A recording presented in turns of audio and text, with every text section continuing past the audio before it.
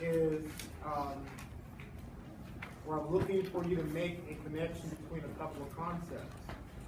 Such as the very first question I asked, you've seen before, that was a question about Louis Pasteur and his swan neck flask, right? So by now you all should be able to tell me what his experiment was and what he proved, right? What was his experiment? What was he looking to disprove? Spontaneous generation. Okay? And he was able to do this when he made this swan neck flask, and he put his media inside that swan neck flask. He boiled it to sterilize it. Air was pushed out of that flask, right, through the steam, and then he allowed it to cool. And when he cooled it, that meant that the air was now allowed to come back into that flask. But because of the design of that flask, the bacteria and dust and other debris that's in the air was trapped within the hook or the loop of that flask and was not able to get into the flask and contaminate his media. And that media was able to stay sterile for pretty much an indefinite amount of time until he either tipped the flask and the media came into contact with the bacteria, and then when he tipped it back, it was now in that media, was able to grow and become cloudy. Or if you broke off the top of the flask and allowed the air to come in through gravity, the bacteria was able to get into there, contaminate it, became cloudy. Okay? So he proved that bacteria was present in the air. And the property of that flask that did not allow for that media to become contaminated was the fact that gravity was bringing bacteria down, and so it was not able to come back up into the flask, right?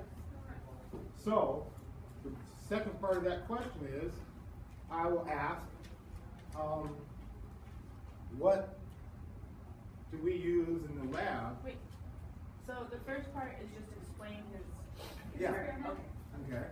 You establish the fact that you know what his experiment was, what it proved, and the mechanism as to which he was able to keep his media sterile, right? So then the second part of that is, I want you to give an example of a modern day tool that we use in our lab today that uses the same property of that swan neck flask. So can we talk about Petri dishes? That's Okay, Petri dish. How is that using the same property? Well, there's like the bottom plate and there's another plate on top. Yes. But like, because gravity, goes down. Yes. I don't know how to explain it in words, but I know You're sealing it from the air, so. Yeah, air can still go into that Petri dish, right? But the bacteria cannot get in there because of the design of that Petri dish. It has a cap on top. Yes, sir. Just checking. Is this micro? This is micro. I can tell there's a few for summer school in here. No, these are the survivors. Oh. This is the hardy few. We're the good And part. It's we're- not over We're yet. the smart We're- ones. You got we're in the 2 death weeks phase. before you have to sign up for it. Yeah, when you look at the standard growth curve, when you go into the lag, and that was the first couple of weeks of the semester, and then the log, we're getting really into it, and then kind of stabilize into the stationary phase. This is the gradual death phase, and these are the hardy few that have been able to change over their way of thinking so that they can survive in this last period of the course. I see half a dozen that would be here in June. No. And those are the only ones that I know. Yeah. So you just That's all right. It's an opportunity. See how I can tie in scientific method into your real life, your struggle? So yeah, the Petri dish is a good example, right? What about the test tube?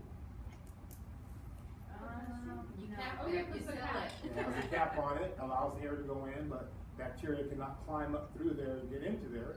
Therefore, it uses the same property of that, right? Okay. So the petri dish, Petri dish petri dish, or and the, test tube, test can be tube? an example of the monitoring tool. Yeah. yes. Ah, chico. Really? Sorry. I understand Spanish. I know yesterday you were trying to listen and be translated. Well, I was just wondering, you know, she was But able her to. question was so. I know, but she understood English, but she didn't want to speak English. I don't know. I'm just like, it depends what you want to study. Well, it was a good thing that you were there. Okay, so that is the very first question, okay? So you can see how I'm trying to tie in things that you've already learned and connect those things within the lab and other things, right?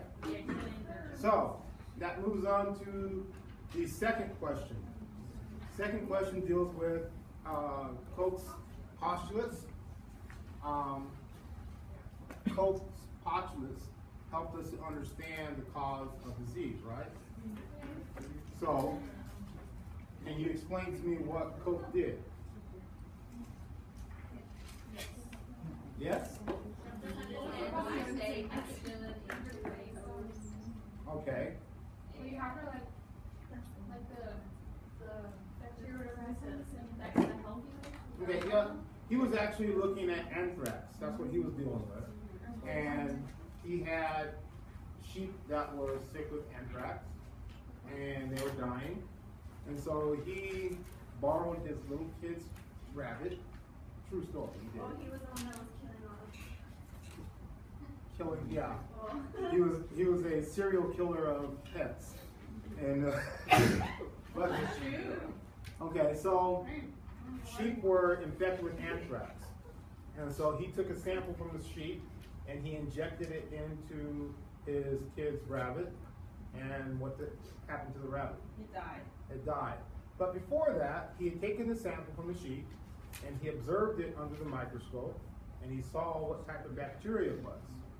And so he had this hypothesis that, well, if I find out what it is and I give it to something else, if it has the same signs, symptoms, and outcomes such as death, then I can find out that this is the causative agent. And so he injected the rabbit with the anthrax. The rabbit died. He took a sample from that rabbit and he was able to isolate it. And after he isolated it, he looked at it under the microscope and saw that it was the same bacteria that he got from the sheep. So therefore he saw a causative agent for that same disease, okay? But we also know that nowadays there are things that we cannot apply Koch's postulates to. Okay, so how would we find out whether or not this is the same causative agent? What high-tech tools do we have in the lab that make this possible? To know which one's the causative. Hmm? To know which one we are. Yeah, say for instance we have a disease-causing agent such as syphilis. Syphilis cannot be grown on artificial media in the lab. Okay, so we could use different like nutrient others or whatever. Nope, cannot be grown in the lab.